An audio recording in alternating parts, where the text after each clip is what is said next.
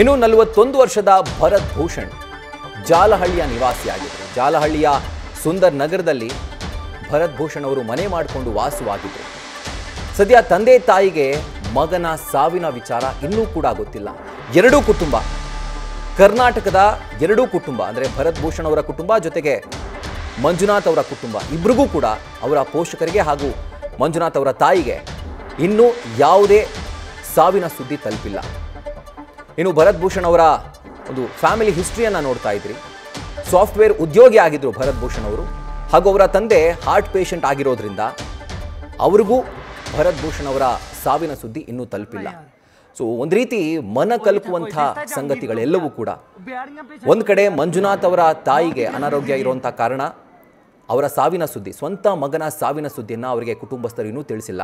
ಮತ್ತೊಂದು ಕಡೆ ಭರತ್ ಭೂಷಣ್ ಅವರ ಫ್ಯಾಮಿಲಿ ಕಂಡೀಷನ್ ಕೂಡ ಅದೇ ಥರ ಇದೆ. 41 ವರ್ಷದ ಭರತ್ ಭೂಷಣ್ ಅವರು ಸಾಫ್ಟ್ವೇರ್ ಎಂಪ್ಲಾಯ್ ಆಗಿದ್ದರು. ಸೊ ಅವರು ಈ ಒಂದು ದಾಳಿಯಲ್ಲಿ ಸಾವನ್ನಪ್ಪಿದ್ದಾರೆ ಅನ್ನುವಂಥ ಒಂದು ಸುದ್ದಿ ಅವರ ಪೋಷಕರಿಗೆ ಇನ್ನೂ ತಲುಪಿಲ್ಲ. ತಂದೆ ಹಾರ್ಟ್ ಪೇಷಂಟ್ ಆಗಿರೋದ್ರಿಂದ ಸಂಬಂಧಿಕರು ಈಗಲೇ ಇದನ್ನು ಹೇಳೋದು ಬೇಡ ಅಂತ ಹೇಳಿ ಅವರ ಸ್ವಂತ ಮಗನ ಸಾವಿನ ಸುದ್ದಿಯನ್ನು ಮುಚ್ಚಿಟ್ಟಿದ್ದಾರೆ. ಇವತ್ತು ನಡೆದಂಥ ಭೀಕರ ಪೈಶಾಚಿಕ ಉಗ್ರರ ದಾಳಿಯಿಂದಾಗಿ ಕರ್ನಾಟಕದ ಎರಡು ಕುಟುಂಬಗಳು ದಿಕ್ಕು ತೋಚದಂತಹ ಸ್ಥಿತಿಗೆ ತಲುಪಿದೆ. ಮನೆ ಬೆಳಕನ್ನು ಕಳ್ಕೊಂಡು ಎರಡೂ ಕುಟುಂಬಸ್ಥರು ಆಕ್ರಂದನ ಅನುಭವಿಸ್ತಾ ಇದ್ದಾರೆ, ಆ ನೋವನ್ನು ಅನುಭವಿಸ್ತಾ ಇದ್ದಾರೆ, ಸಂಕಟವನ್ನು ಅನುಭವಿಸ್ತಾ ಇದ್ದಾರೆ. ಸೊ ಇದೇ ಥರ 30 ಜನ ಈ ಒಂದು ಗುಂಡಿನ ದಾಳಿಯಲ್ಲಿ ಬಲಿಯಾಗಿರೋದು.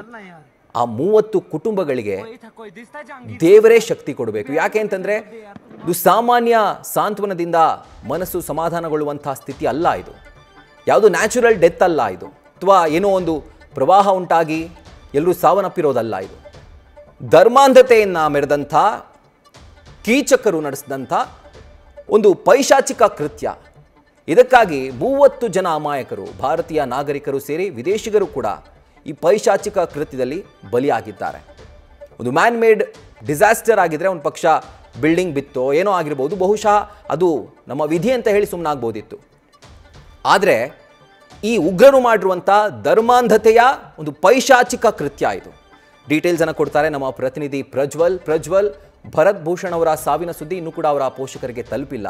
ಈಗ ಅವರ ಮನೆ ಬಳಿ ಯಾವ ಒಂದು ಪರಿಸ್ಥಿತಿ ಇದೆ, ಜೊತೆಗೆ ಕುಟುಂಬಸ್ಥರು ಕಾದು ನೋಡಿ ನಂತರ ಅದನ್ನು ತಲುಪಿಸುವಂತಹ ಕೆಲಸ ಮಾಡೋಕ್ಕೇನೋ ಪ್ಲಾನ್ ಮಾಡಿದ್ದಾರಾ ಅಂತ ಡೀಟೇಲ್ಸ್ ಕೂಡ ಹಾಗಿದ್ರೆ. ರಾಹುಲ್, ಕಾಶ್ಮೀರದಲ್ಲಿ ಉಗ್ರರ ಅಟ್ಟಹಾಸ ಪ್ರಕರಣಕ್ಕೆ ಸಂಬಂಧಪಟ್ಟಂತೆ ಬೆಂಗಳೂರಿನ ಮತ್ತಿಕೆರೆಯ ನಿವಾಸಿ ಭರತ್ ಭೂಷಣ್ ಅವರು ಕೂಡ ಸಾವನ್ನಪ್ಪಿರುವಂತದ್ದು. ಸಾಫ್ಟ್ವೇರ್ ಉದ್ಯೋಗಿ ಆಗಿದ್ದಾರೆ ಭರತ್ ಅವರು. ಸ್ವತಃ ಒಂದು ಡಯಾಗ್ನೋಸ್ಟಿಕ್ ಸೆಂಟರ್ ಅನ್ನ ಕೂಡ ನಡೆಸ್ತಾ ಇದ್ರು ಅನ್ನುವಂತ ಒಂದು ಮಾಹಿತಿ ಏನಿದೆ ಅದು ಲಭ್ಯವಾಗ್ತಾ ಇರುವಂತದ್ದು. ಸದ್ಯ ಅವರ ಮೃತದೇಹವನ್ನ ನಾಳೆ ಬೆಳಿಗ್ಗೆ ಬೆಂಗಳೂರಿಗೆ ತರುವಂತ ಸಾಧ್ಯತೆ ಇದೆ ಅನ್ನುವಂತ ಒಂದು ಮಾಹಿತಿ ಕೂಡ ಲಭ್ಯವಾಗ್ತಾ ಇರುವಂತದ್ದು. ತನ್ನ ಹೆಂಡತಿ ಸುಜಾತ ಹಾಗೆ ಮಗನ ಜೊತೆಗೆ ಅವರು ಕಾಶ್ಮೀರಕ್ಕೆ ಹೋಗಿರ್ತಾರೆ. ಸುಜಾತ ಹಾಗೆ ಅವರ 3 ವರ್ಷದ ಮಗ ಏನಿದ್ದಾರೆ ಅವರು ಪ್ರಾಣಾಪಾಯದಿಂದ ಪಾರಾಗಿದ್ದಾರೆ. ಅವರಿಗೆ ಯಾವುದೇ ರೀತಿಯಲ್ಲೂ ಕೂಡ ಸಮಸ್ಯೆ ಆಗಿಲ್ಲ ಅನ್ನುವಂತ ಒಂದು ಮಾಹಿತಿ ಏನಿದೆ ಅದು ಕೂಡ ಲಭ್ಯವಾಗ್ತಾ ಇರುವಂತದ್ದು. ಸಂಸದ ತೇಜಸ್ವಿ ಸೂರ್ಯ ಅವರು ಕೂಡ ಈಗಾಗಲೇ ಒಂದು ಟ್ವೀಟ್ ಅನ್ನ ಮಾಡ್ಕೊಂಡಿದ್ದಾರೆ. ಈಗಾಗಲೇ ಅಲ್ಲಿನ ಅಧಿಕಾರಿಗಳ ಜೊತೆ ಮಾತನಾಡಿದ್ದೇನೆ, ಯಾವುದೇ ಕಾರಣಕ್ಕೂ ಕೂಡ ತೊಂದರೆ ಆಗದೆ ಇರುವಂತಹ ರೀತಿಯಲ್ಲಿ ಅವರನ್ನು ನೋಡಿಕೊಳ್ಳಿಕ್ಕೂ ಕೂಡ ಒಂದು ಸೂಚನೆಯನ್ನ ಕೊಡಲಾಗಿದೆ ಅನ್ನುವಂಥದ್ದನ್ನು ಕೂಡ ಸ್ಪಷ್ಟವಾಗಿ ತಿಳಿಸಿರುವಂತದ್ದು. ಇದು ಅನಂತನಾಗ್ ಎಂಬ ಭಾಗದಲ್ಲಿ ಅವರಿಗೆ ತಂಗ್ಲಿಕ್ಕೂ ಕೂಡ ಈಗಾಗಲೇ ವ್ಯವಸ್ಥೆಯನ್ನ ಕೂಡ ಮಾಡಲಾಗಿದೆ. ನಾಳೆ ವೇಳೆಗೆ ಪಾರ್ಥಿವ ಶರೀರ ಏನಿದೆ ಅದು ಬೆಂಗಳೂರಿಗೆ ಬರುವಂತಹ ಒಂದು ಸಾಧ್ಯತೆ ಕೂಡ ಇದೆ. ಯಾಕೆ ಅಂತ ಹೇಳಿದ್ರೆ ಈ ರೀತಿಯ ಒಂದು ಪ್ರಕರಣ ಆದಂತಹ ಸಂದರ್ಭದಲ್ಲಿ ಅಲ್ಲಿಂದ ಮೃತದೇಹವನ್ನು ತರುವಂತದ್ದು ಕೂಡ ಸ್ವಲ್ಪ ಮಟ್ಟಿಗೆ ಕಷ್ಟವಾಗುತ್ತೆ. ಹಾಗಾಗಿ ಈಗ ಅಧಿಕಾರಿಗಳು ಆ ನಿಟ್ಟಿನಲ್ಲಿ ಪ್ರಯತ್ನವನ್ನ ಕೂಡ ಪಡ್ತಾ ಇರುವಂತದ್ದು. ಸಂಸದರು ಕೂಡ ಈಗಾಗಲೇ ಒಂದು ಮಾತನ್ನ ಕೂಡ ಹೇಳಿದ್ದಾರೆ. ಅಂದ್ರೆ ಅಧಿಕಾರಿಗಳೊಂದಿಗೆ ಮಾತನಾಡಿದ್ದಾರೆ, ಅಲ್ಲಿ ಎಲ್ಲಾ ರೀತಿಯ ವ್ಯವಸ್ಥೆಯನ್ನು ಕೂಡ ಮಾಡ್ಲಿಕ್ಕೆ ತಿಳಿಸಿದ್ದೀನಿ ಅನ್ನುವಂತ ಒಂದು ವಿಚಾರವನ್ನು ಕೂಡ ಸ್ಪಷ್ಟಪಡಿಸಿರುವಂತದ್ದು. ಆದ್ರೆ ಇವರು ಭರತ್ ಭೂಷಣ್ ಅವರು ಮೃತಪಟ್ಟಿರುವಂತಹ ವಿಚಾರ ಏನಿದೆ ಅವರ ತಂದೆ ತಾಯಿಗೆ ಗೊತ್ತಿಲ್ಲ. ಅವರ ಸಹೋದರರು ಏನಿದ್ದಾರೆ ಅವ್ರು ಈಗಾಗಲೇ ಕಾಶ್ಮೀರಕ್ಕೆ ತೆರಳ್ತಾ ಇದ್ದಾರೆ ಅನ್ನುವಂತ ಒಂದು ಮಾಹಿತಿ ಏನಿದೆ ಅದು ಕೂಡ ಲಭ್ಯವಾಗ್ತಾ ಇದೆ. ಈಗಾಗಲೇ ಈ ಒಂದು ವಿಚಾರಕ್ಕೆ ಸಂಬಂಧಪಟ್ಟಂತೆ ದೇಶದೆಲ್ಲೆಡೆ ಒಂದು ಕಡೆ ಆಕ್ರೋಶ ಕೂಡ ವ್ಯಕ್ತವಾಗ್ತಾ ಇರುವಂತದ್ದು. ಇನ್ನೊಂದು ಕಡೆಯಲ್ಲಿ ಅವರ ಕುಟುಂಬಸ್ಥರ ಆಕ್ರಂದನೆ ಇದೆ, ಮುಗಿಲು ಮುಟ್ಟಿದೆ ಅಂತಾನೆ ಹೇಳ್ಬೋದು. ಯಾಕೆ ಅಂತ ಹೇಳಿದ್ರೆ ಅವರ ಸಹೋದರಿಗೆ ವಿಚಾರ ಗೊತ್ತಾಗಿದೆ, ಹಾಗೆ ಸಂಬಂಧಿಕರಿಗೆ ಕೂಡ ವಿಚಾರ ಗೊತ್ತಾಗಿದೆ. ಆದ್ರೆ ತಂದೆ ತಾಯಿಗೆ ಈಗ ವಿಚಾರ ಅನ್ನುವಂಥದ್ದು ಗೊತ್ತಾಗಿಲ್ಲ. ತಂದೆಗೆ ಹೃದಯ ಸಂಬಂಧಿ ಸ್ವಲ್ಪ ಮಟ್ಟಿನ ಸಮಸ್ಯೆ ಇರೋದ್ರಿಂದಾಗಿ ಆ ವಿಚಾರವನ್ನ ಅವರ ಕುಟುಂಬಸ್ಥರು ಕೂಡ ಇನ್ನು ಅವರಿಗೆ ತಿಳಿಸಿಲ್ಲ ಅನ್ನುವಂತ ಒಂದು ಮಾಹಿತಿ ಇದೆ ಅದು ಲಭ್ಯವಾಗ್ತಾ ಇರುವಂತದ್ದು. Bharath. Right Prajwal, thank you ಡೀಟೇಲ್ಸ್ಗೆ.